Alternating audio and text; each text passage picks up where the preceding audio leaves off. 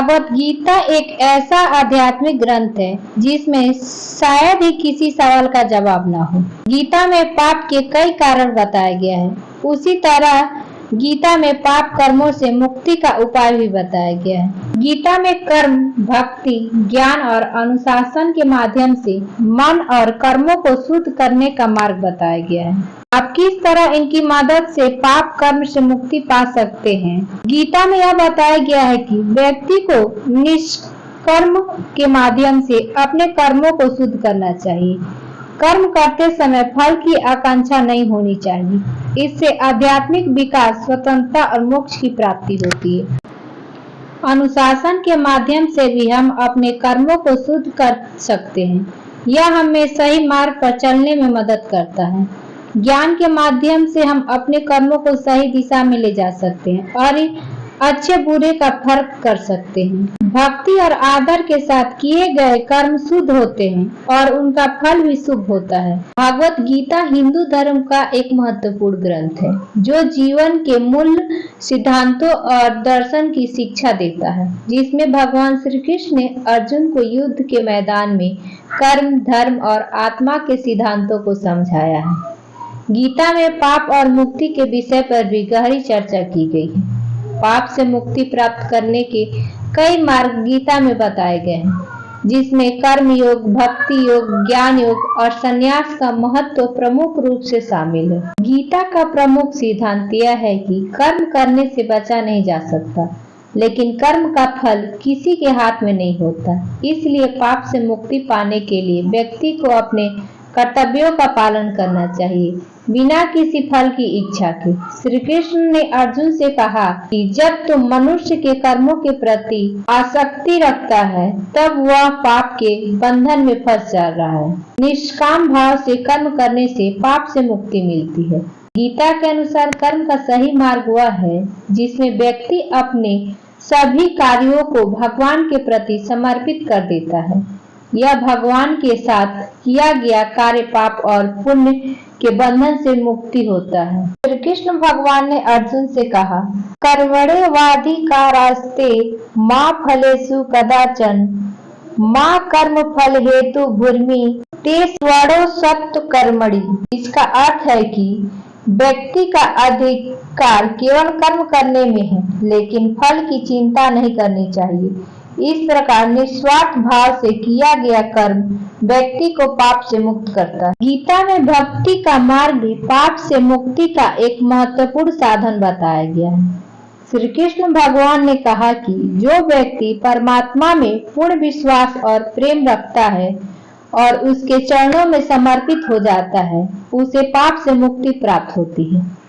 भक्ति का मार्ग आत्मा और परमात्मा के बीच प्रेम और समर्पण का मार्ग है, जिसमें व्यक्ति अपनी सारी बुराइयों और दोषों को भगवान के प्रति समर्पित कर देता है। गीता में भगवान कृष्ण ने कहा है कि भक्ति से सभी पापों का नाश संभव है। उन्हें अर्जुन से आश्वासन दिया कि सर्व धर्मन परित्यज्य मामेकं शरणं व्रज अहम त्वाहम सर्व पापे भयो मोक्षयास्यामि मां शुचः। इस श्लोक में श्री कृष्ण भगवान कहते हैं कि जो व्यक्ति सभी धर्मों और कर्मों को छोड़कर केवल मेरी शरण में आता है, मैं उसे सभी पापों से मुक्त कर देता हूँ। भक्ति के मार्ग पर चलने वाला व्यक्ति अपने ही पापों से मुक्त हो जाता है और उसे मोक्ष की प्राप्ति मिलती है। गीता के अनुसार पाप से मुक्ति का एक अन्य महत्वपूर्ण मार्ग ज्ञान युग है।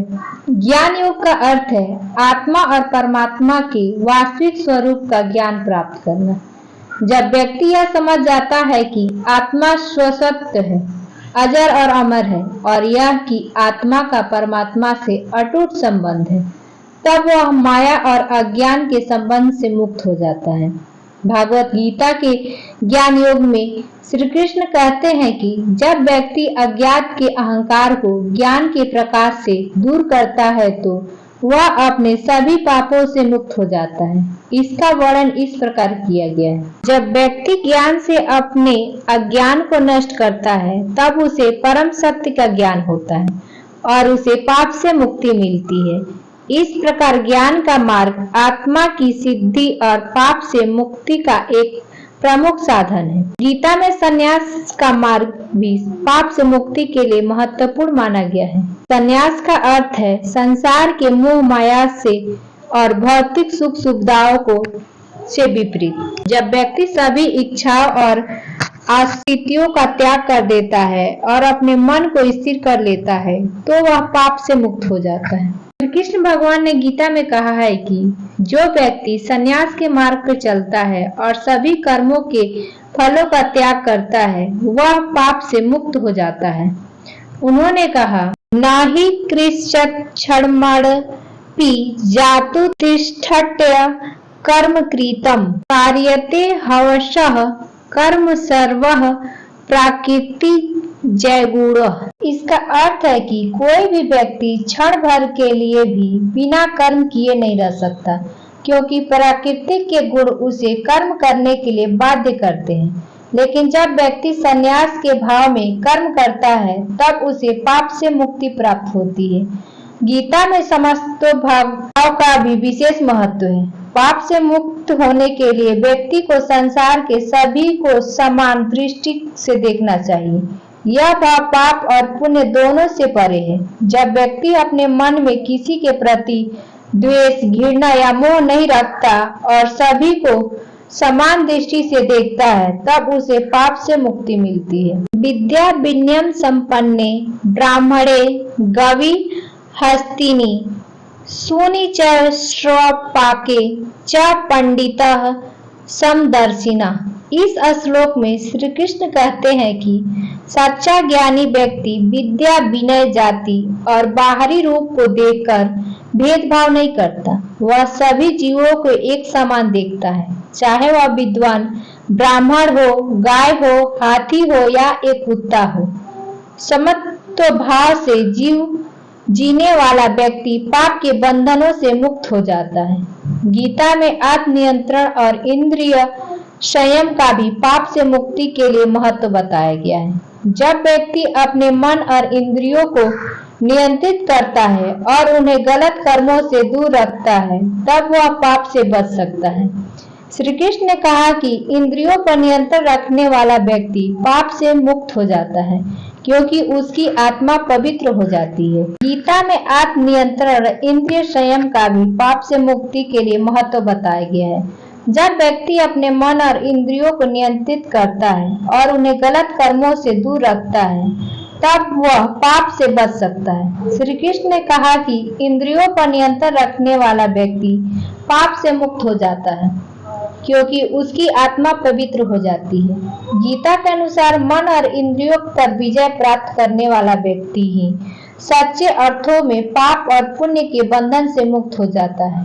इसलिए आत्मनियंत्रण और इंद्रिय संयम को गीता में पाप से मुक्ति के लिए अत्यंत आवश्यक बताया गया है। भागवत गीता के उपदेशों के अनुसार पाप से मुक्ति के कई मार्ग हैं।